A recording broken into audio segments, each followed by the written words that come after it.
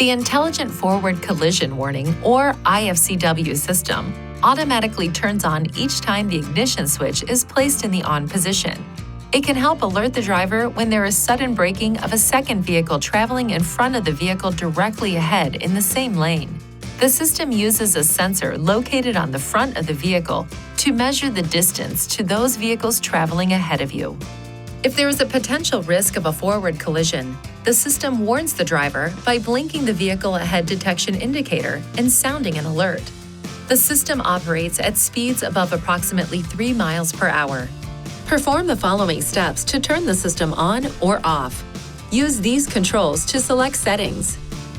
Driver assistance. Then emergency braking to toggle the system on or off. Turning the system off will also disable the automatic emergency braking with pedestrian detection system. This warning light will illuminate. If the radar sensor picks up interference from another radar source, making it impossible to detect a vehicle ahead, the automatic emergency braking and intelligent forward collision warning systems will automatically turn off and this warning light will illuminate. To ensure proper function of the system, keep these areas clean and free of obstruction. If any of these areas are blocked, this indicator and/or this warning message may be displayed.